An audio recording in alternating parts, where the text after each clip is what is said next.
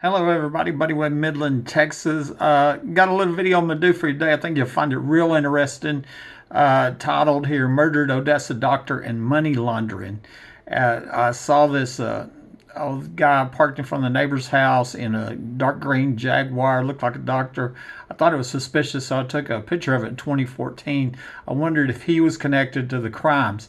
And so about a year later, a doctor gets murdered that looks like him, and so I'm going to tell you this story. Okay, I got a short read, but I broke it off in paragraphs, and I think I'll just do it that way. The top paragraph there says, on June 29th, 2014, I saw a dark green Jaguar parked in front of my next door neighbor's house that I'd never seen before. The guy driving this car looked like an Indian doctor that was wearing scrubs, and he had a large white dog inside. Okay, and I'm going to show you here. This is the picture that I took. Like I said, it was suspicious enough. This is in front of my house that I took a picture of it. Okay, so you can got it. I mean, it's pretty obvious he's wearing scrubs. And then it's an older model, dark green Jaguar, so maybe 97 to 2003, somewhere around there. And then here's the story, Gadasalli over in Odessa shot to death, okay? And I had people tell me that this doctor, you can look at his body shape, it looks like it might be the same guy, and that's kind of interesting. Like I said, let me just go on down onto the paragraphs. The first paragraph, the ex-wife had told me a few weeks before the murder attempt in June 2012 that the secret is that a group of doctors are killing people for profit.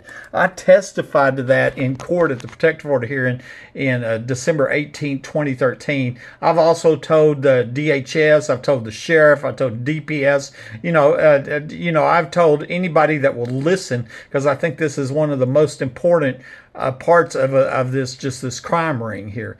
And I'm testifying in court, and she said the secret is that a group of doctors are killing people for profit. Well, what she never told me the entire time she was married, that her brother-in-law was a doctor. That's what I was testifying in court. And then come to find out, her brother-in-law was my doctor on the night that I was shot, and that's the night it's proved that x-rays were faked. And another interesting part of that is when I was researching the deed history of the homes, I went back to the builders back in the 80s as a company, Tabor Construction, and I saw they had a listed business address of this home on 3217 Mark Lane. And I looked up the deed history for that home and found out that brother-in-law, the ER doctor on the night that I was shot, used to own the same home as the builders of my home and all these other homes in this cul-de-sac that have the underground homes and tunnels here. But this really isn't about that doctor. This is about this other doctor that was murdered, okay? And so anyways, I'm going to go on to the next paragraph. It says, I wondered if this may have been one of those doctors, since I was also suspected this home of having a now removed tunnel entrance in the backyard. Okay, this is the home next door to me, and here's just an old Google satellite map that I zoomed in on, and here I believe this was a tunnel entrance, so right here in the backyard, and over here in my backyard here is where it's believed one of the underground homes is located. Okay, and so you can kind of see that there's the water well. I think that's a clue to the underground homes. I found two other homes had the same mortar problem as mine does and have a water well next to them, and then so there's a water well. Here's this little shed. There's a video one day that I made when my dog alerted me to a digging noise underground. You could hear somebody under the ground right there in that corner. I have a video on it called Caught Digging, and that's where it was, in this location right here between where the suspected tunnel entrance and the underground home is located. Okay, this is the alley. Home Depot's going that way. Okay. And so the other thing is, many times after I was shot or whatever, at nighttime a dog would be barking. I look out the window and I'd see flashlights out here in this area. People would be out here, hear people in my attic over here. It was just, I was just sure that this was one of the tunnel entrances, and probably come over to the underground home was my guess. It was later removed. And I'm going to show that and talk about that in a minute. But anyway, that's where this car was parked, in front of that house, of this suspicious looking doctor's house. Okay. And so On June 11, 2015, Dr. Gadasalli was murdered in Odessa by Ayyasamy Thangam, whose wife was Dr. Shanthi Thangam, MD. She's a child and adolescent psychiatry specialist in Odessa. This was a murder-suicide believed to be a dispute over money. Text messages between Gadasalli Thangam and his wife Shanthi Thangam and Dr. Sudhir, another doctor here, and it's hard to, pronounce that name, Srivastava, revealed that Gadasalli threatened to sue the Thangams for defamation of character after they requested money back on a failed investment, according to a police report. That all come from this article here, Oklahoma Records money dispute led, and I just found this today. It was real interesting. It was by the Associated Press, but it wasn't in our local news. It was by this Oklahoma, station, and I was Googling that, and I found that today. They talked about this money and these text messages and, and what was going on that led up to that murder-suicide over in Odessa, that doctor. Okay, it was reported in the news that Dr. Gadasalli had been investigated by the FBI after he'd been charged with currency extortion, as he had been charged with currency extortion and was actually scheduled to go to trial on July 6, 2015 in federal court. According to criminal complaint, Gadasalli was accused of making deposits and withdrawals of less than $10,000 at various banks on several occasions. It was all to avoid federal reporting requirements, as cash deposits over $10,000 or more have to be reported under federal law. According to the FBI, he instructed his office manager to make the transaction. Federal agents raided the Healthy Heart Center back in June of 2012, and Gadasalli was arrested 11 months later in May of 2013. And so this is the doctor that was murdered. This is just a News West 9 article here, and a lot of that I copied and pasted from it of saying that he was going to be that he was being investigated. He was fixing to go to court, and there was this money laundering going on, or called structuring. And basically, and I'm going to talk about it here a minute, it's basically how you hide illegally gained money, So I Googled this. Currency structuring is a form of money laundering and is essential for criminal organizations that wish to use illegally obtained money effectively. Dealing in large accounts of illegal cash is inefficient and dangerous. Criminals need a way to deposit the money in a legitimate financial institution, yet that they can only do so if it appears to come from legitimate sources. Banks are required to report deposits over $10,000, so the criminals must break it up into smaller amounts. And so he was getting his manager to break up these large chunks of money under $10,000 and deposit there. That's what the FBI was investigating for. So, that's where my question comes from. Where did this illegal money come from? And was it connected to the crime ring, to the underground homes, to the forced prostitution where they force little girls to prostitute or they get murdered, etc.? The many homes, people in the attic believed to be human trafficking, that's burglary and theft and all the crimes. And then the for-profit murders, the getting the houses and life insurance and all that when you murder somebody, and have police rule it an accident, And so that's all racketeering, different crime rackets. Organized crime is what it is. And so here's, I went to Investopedia and I looked up money laundering, and and that's what it's talking about, is where your money laundering is illegal process of making dirty money appear legitimate and still ill-gotten. Criminals use a variety of money laundering techniques to make illegally obtained funds appear clean. And so basically I copied and pasted from that, talking about what they're doing with the currency structure. But of course, the question is, where did the illegal money come from that this doctor was being investigated about, by the FBI? And was it coming from these underground homes and the crimes associated with them? That's my question. I wondered if the illegally attained money that Gadasalli was trying to hide came from profits from the underground homes, which are believed to be connected with organized prostitution, burglary, extortion, theft, and murder for profit crime rackets. Remember extortion. Remember the ex-wife tried to extort $1,800 a month from me, and she threatened me. She said, "If you don't pay me money, I'm gonna tell everybody you're crazy." And her best friend from grade school did, Detective Rosie Rodriguez. They went in court and testified that I was delusional, and that was after she had threatened me. If you don't give me this money over the crimes at this house, that's what it was about. here, I'm just showing you here. I've showed this map picture of my home. You know, you can see here's the Home Depot store, or right there, and my home's behind it. This is where I was ambushed and shot right here. It's where the last homeowners believed to have died. Okay, in the backyard's where it's believed one of the 4 underground homes is located. You go to Google Maps and you can see that, you know, in the backyard there's an underground home, or there's something in the backyard here, but you can't see it from above ground. That's what that's showing there. You know, you can do that right now.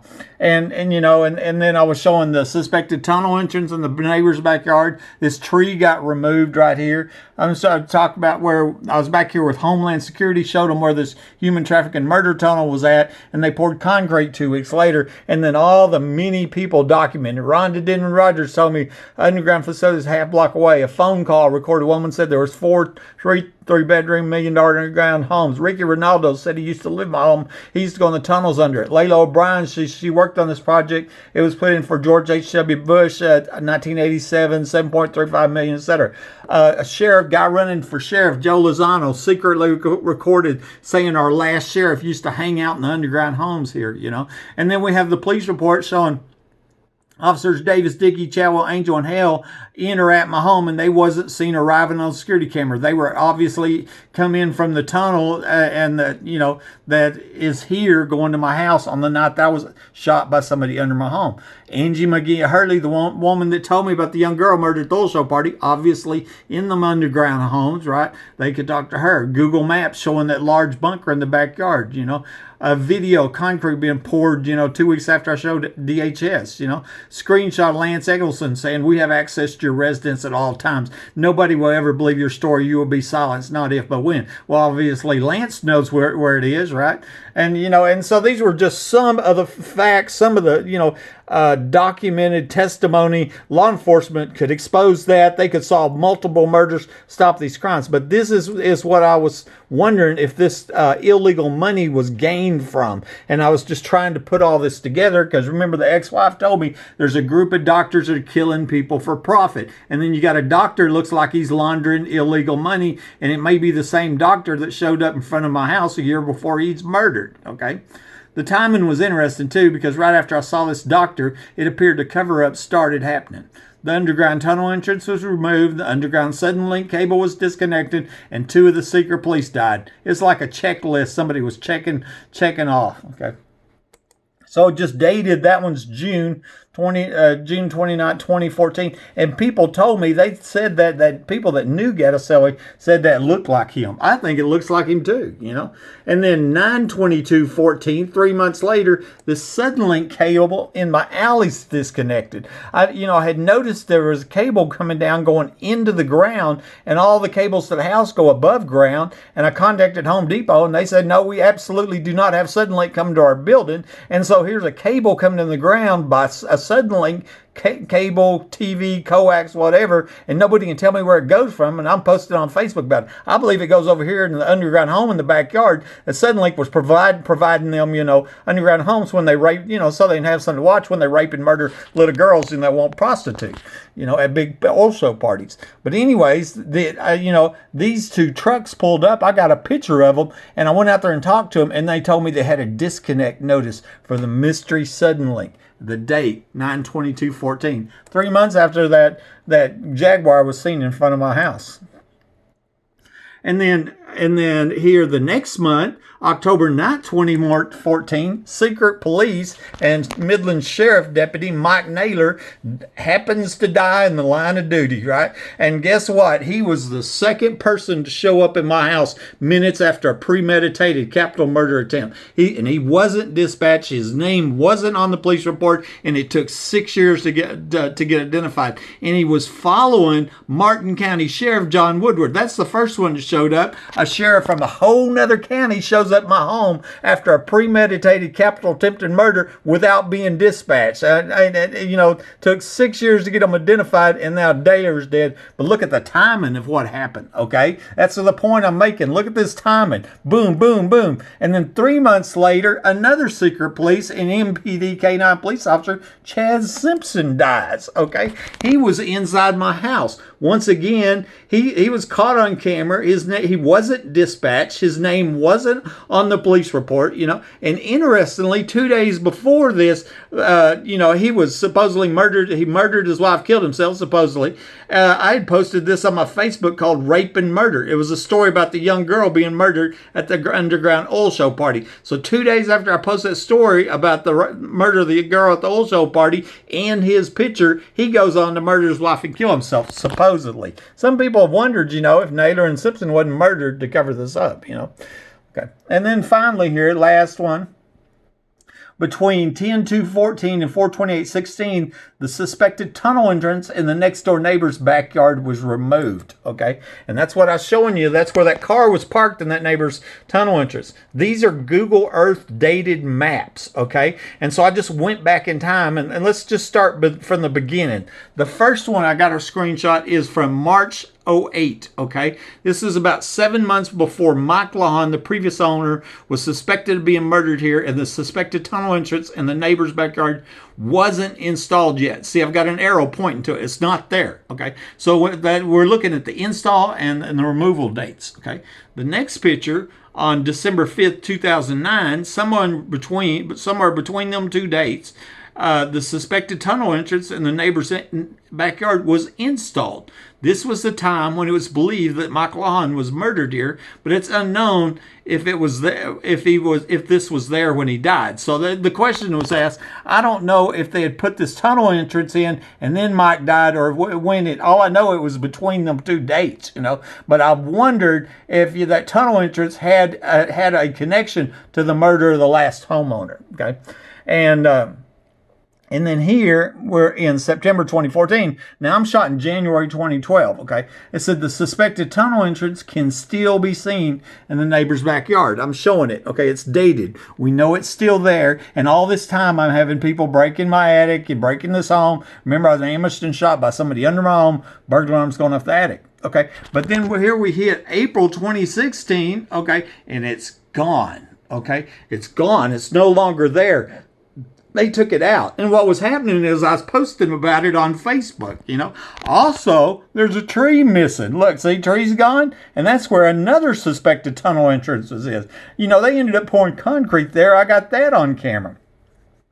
And so anyways, the whole point of this is that all this happened in that time frame of when I see this, what looks like a doctor in front of this house, and then boom, boom, boom, boom, like a cover-up was going on. So I don't know if Gadasalli's, money laundering or illegal money was gained from the underground homes, but I think it's a fair question. It's real,